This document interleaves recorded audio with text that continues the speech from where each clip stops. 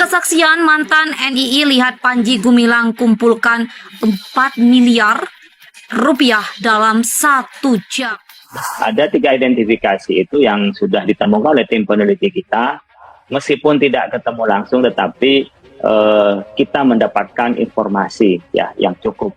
Dan kalau secara pribadi sebenarnya orang-orang MUI sudah ketemu mulai awal. Ya dengan Panji Gumilang udah ketemu, termasuk yang kemarin di Gedung Sate juga ketemu sebenarnya, cuma tidak teridentifikasi sebagai orang MUI gitu. Jadi sebenarnya kita ketemu. Kalau bilang tidak siap ketemu dan tidak mau ketemu, sebenarnya sudah ketika ngomong itu depannya adalah orang MUI gitu.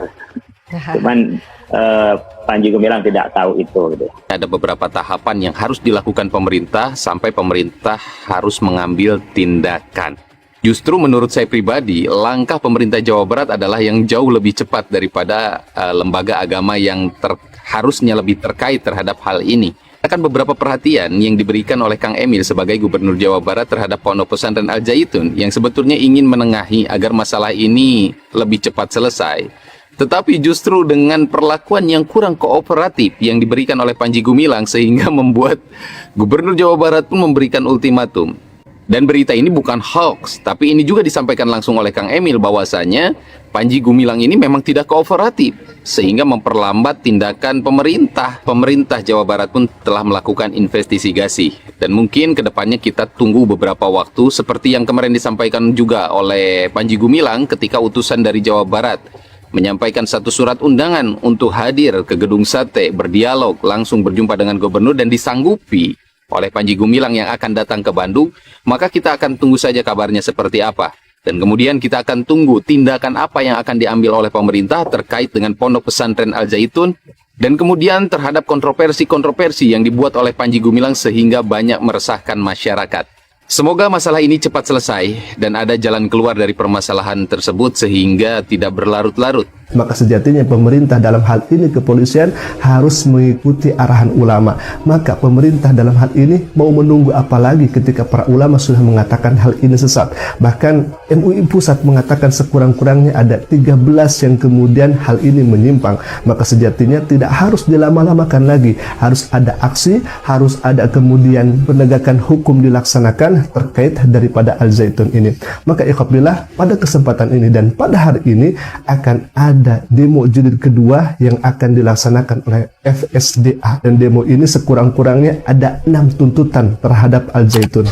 Forum Solidaritas Dharma Ayu aksi panggilan hati untuk Indramayu. 1. Negara harus hadir atas penistaan agama oleh Panji Gumilang. 2. Usut tuntas penguasaan atas lahan negara oleh Al Zaitun.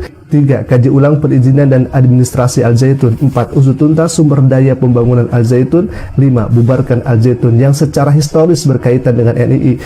6. Tegakkan supremasi hukum atas pelaporan dugaan pelecehan seksual oleh Panji Gumilang di Polda Jabar. Seruan aksi NKRI menolak negara dalam negara. Ganyang Al Zaitun dari bumi Wirawarda. Entah apa yang terjadi kalau misalkan pemerintah tidak secepatnya menangani kasus hal ini. Jangan sampai massa yang kemudian bertindak tegas. Apalagi kalau misalkan sudah turun tangan massa.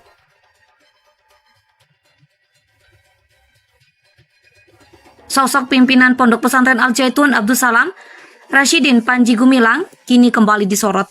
Pondok Pesantren Al Zaitun menjadi sorotan publik lantaran penuh kontroversi.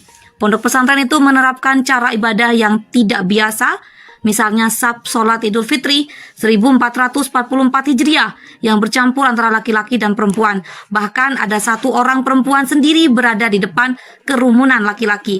Karena kontroversi itu, pemerintah bakal menerapkan sanksi administrasi hingga sanksi pidana. Selain menerapkan cara beribadah yang berbeda, Panji juga disebut-sebut terkait dengan Gerakan Negara Islam Indonesia, Komandemen Wilayah 9, NII KW 9. Keberadaan kelompok NII KW 9 disebut-sebut sulit dibuktikan karena selalu bergerak di bawah tanah. Akan tetapi terdapat sebuah kesamaan pola dalam perekrutan anggotanya, yakni mereka diwajibkan membayar iuran rutin buat disetorkan.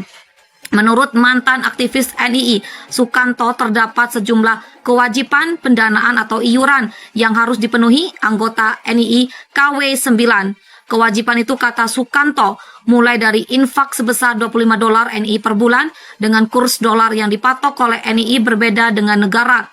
Selain itu, terdapat kewajiban membayar uang fiskal kalau melintasi wilayah, sampai denda jika anggota merokok. Setiap anggota yang melanggar harus mendaftarkan dosanya dan mengakuinya kepada mahkamah. Misalnya, kita mengaku 4 hari yang lalu merokok 2 batang dan 2 hari yang lalu memegang rambut seorang perempuan 1 kali, kata Sukanto, seperti dikutip dari wawancara dalam surat kabar Kompas edisi 6 Mei 2011. Buat membayar pendanaan itu, menurut Sukanto, terdapat berbagai modus yang dikerjakan bersama anggota lainnya.